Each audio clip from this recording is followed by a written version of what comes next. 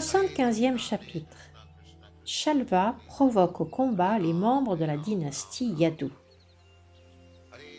Alors qu'il narrait les diverses activités de Shri Krishna dans son rôle d'homme ordinaire, Shukadev Goswami rapporta également l'histoire de la bataille qui opposa la dynastie Yadu à l'asura du nom de Shalva, lequel possédait un vaisseau aérien hors du commun et baptisé Shobha. Le roi Shalva était un grand ami de Shishupal, qu'il avait d'ailleurs accompagné en tant que membre de son escorte lorsque ce dernier se rendait auprès de Rukmini, sa promise, pour la célébration de la noce. Au cours de la bataille qui s'était par la suite engagée entre les guerriers de la dynastie Yadu et les rois du camp opposé, Shalva avait connu la défaite. Mais il promit néanmoins à tous les rois présents qu'il débarrasserait un jour le monde de tous les membres de la dynastie Yadu. Et depuis cette défaite, il avait entretenu en lui une envie ineffaçable de Krishna. En vérité, il n'était qu'un insensé, car il avait promis de tuer le Seigneur suprême. Dans leurs bêtises, de tels asuras se placent le plus souvent sous la protection d'un déva comme Shiva pour pouvoir parvenir à leur fin. Ainsi de Shalva, qui désirait accroître sa puissance. Il se soumit à une forme d'austérité rigide, ne mangeant chaque jour qu'une poignée de cendres.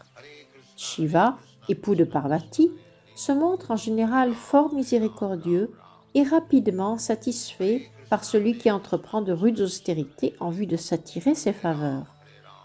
Aussi, après que Shalva eut poursuivi ses austérités pendant une année, Shiva fut satisfait et lui demanda de formuler son désir.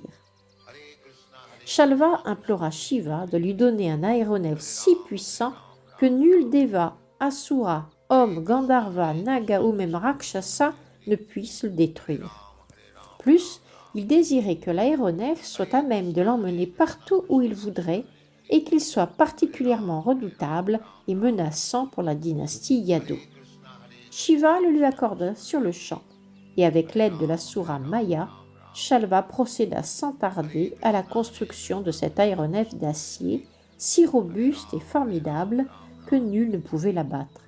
C'était un engin immense, presque aussi grand qu'une ville, et il pouvait voler si haut et à une vitesse telle qu'elle était pratiquement impossible de le voir et que dire de l'attaquer. Même dans le noir, son pilote pouvait le diriger à sa guise. Maître d'un aussi merveilleux vaisseau, Shalva se rendit à Dwarka, car son but principal, en demandant un tel aéronef, était d'attaquer la ville des Yadu, envers lesquels il nourrissait un sentiment d'animosité permanent. Shalva n'attaqua pas seulement la cité de Dwarka du haut des cieux, mais la fit également cerner par un vaste nombre de soldats d'infanterie. Ces derniers s'en prirent aussitôt au beau lieu de la ville.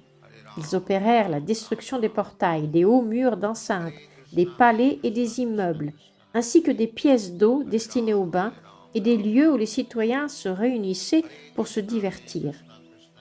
Et tandis que les fantassins attaquaient au sol, l'aéronef commença à jeter sur la ville d'énormes pans de rochers, des troncs d'arbres, des éclairs, des serpents venimeux et 1000 autres objets pour le moins dangereux. Shalva produisit également un si puissant tourbillon de vent dans la ville que tout Dwarka fut plongé dans le noir en raison de la poussière qui couvrait désormais le ciel. Le vaisseau de Shalva plaça la ville entière dans une détresse égale à celle causée jadis à la terre par Tripurasura. Les habitants de Dwarkapuri se virent tant accablés qu'ils ne connurent plus un seul instant de paix.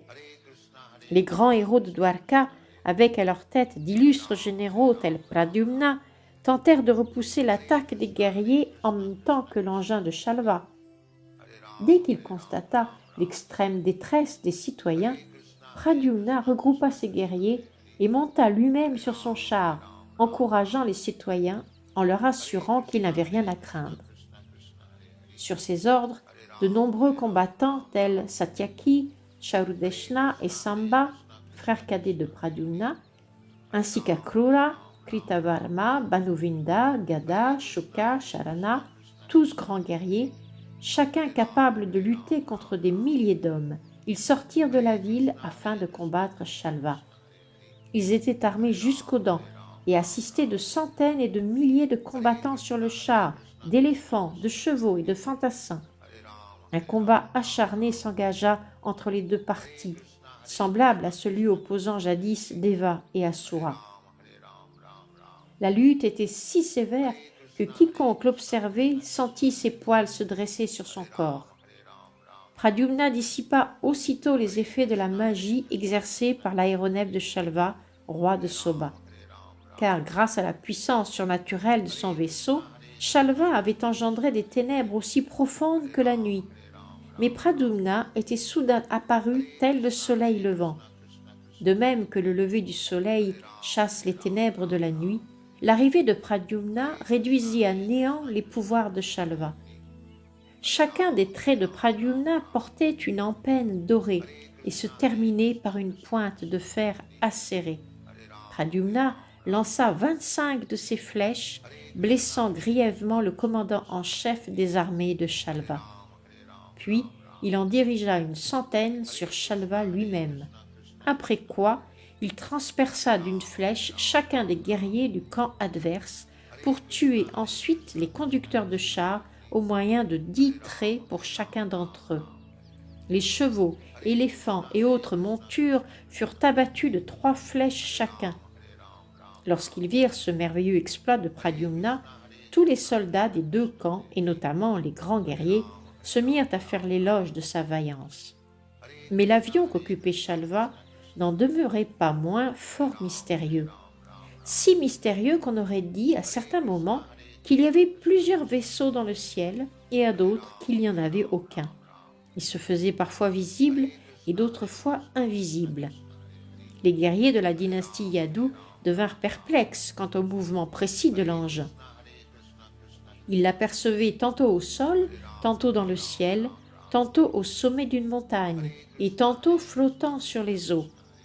L'extraordinaire aéronef se déplaçait dans le ciel à la manière d'une luciole dans le vent. Il ne restait pas en place même pour un instant. Mais malgré ces manœuvres insolites, les généraux et les guerriers de la dynastie Yadu se ruaient vers Shalva où qu'il se présente avec son avion et ses soldats. Les traits de la dynastie Yadu brillaient comme le soleil et menaçaient comme des langues de serpent. Tous les hommes de Shalva se virent bientôt envahis par la détresse sous le flot incessant des flèches projetées par les héros Yadu, et Shalva lui-même finit par en perdre conscience. Cependant, les armées de Shalva déployaient elles aussi une puissance remarquable, et leurs flèches accablaient en retour les héros Yadu. Mais ceux-ci possédaient une force et une détermination telles qu'ils ne bougèrent pas de leur position stratégique. Ils vaincraient ou sinon mourraient sur le champ de bataille. Ils restaient assurés que s'ils mouraient au combat, ce serait pour rejoindre quelques planètes édéniques, et s'ils remportaient la victoire, le monde s'offrirait à leur plaisir. Le commandant en chef de Shalva s'appelait Dyuman et jouissait d'une force peu commune. Bien que touché par 25 des flèches de Pradyumna, il se rua brusquement sur ce dernier pour le frapper de sa masse redoutable et lui porta un coup si violent que Pradyumna en perdit conscience. Aussitôt s'éleva une clameur « Le voilà mort! Le voilà mort !» La masse était venue frapper la poitrine de Pradyumna avec une force telle que celle d'un homme ordinaire en eût été déchirée. Le char de Pradyumna était conduit par le fils de Daruka. Selon le code martial védique, le conducteur de char et le héros qu'il transporte doivent coopérer pendant la bataille. C'est ainsi que le conducteur du char devait veiller sur le héros aux heures périlleuses et incertaines du combat. Le fils de Daruka emmena donc le corps de Pradyumna loin du champ de bataille. Mais 2 heures plus tard, en ces lieux paisibles, Pradyumna reprit conscience et, s'apercevant qu'il était loin de ses troupes, admonesta son conducteur en ces termes. « Oh, quel acte abominable as-tu commis! Pourquoi m'as-tu emmené loin du champ de bataille? Sache, toi le conducteur de mon char, que jamais je n'ai entendu dire d'un seul guerrier de notre famille qu'il ait été soustrait du cœur de l'action. Non, aucun d'entre eux n'a jamais quitté le champ de bataille au cours d'un combat. Agissant ainsi, tu m'as chargé d'une lourde diffamation. On m'accusera d'avoir pris la fuite en pleine lutte. Ô guide de mon char, je dois t'accuser d'émasculation et de couardise.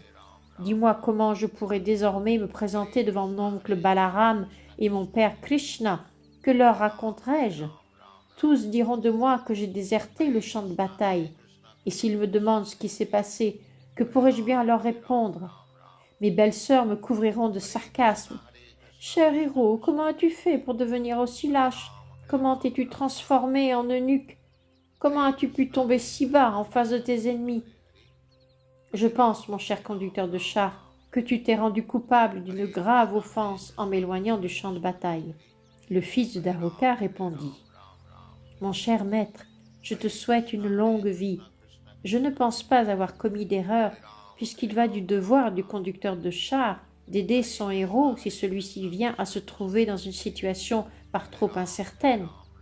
Cher maître, je te sais parfaitement compétent pour la lutte, mais le conducteur du char et le combattant doivent se protéger mutuellement en cas de danger. Je n'ai pas cessé d'avoir conscience des principes régulateurs du combat et j'ai tout simplement rempli mon devoir. L'ennemi t'a brusquement frappé de sa masse et si sévèrement que tu t'es évanoui. Tu te trouvais en péril, cerné par tes ennemis, et j'ai dû agir comme je l'ai fait. Ainsi s'achèvent les enseignements de Bhaktivedanta pour le 75e chapitre du livre de Krishna, intitulé « Shalva provoque au combat les membres de la dynastie Yadu ». Hare Ram, Ram Ram, Hare Krishna, Krishna Krishna, Hare Hare. Hare Ram, Ram Ram, Hare Krishna, Krishna Krishna, Hare Hare. Hare Ram, Ram Ram, Hare Krishna, Krishna Krishna, Hare Hare. Hare Ram, Ram Ram.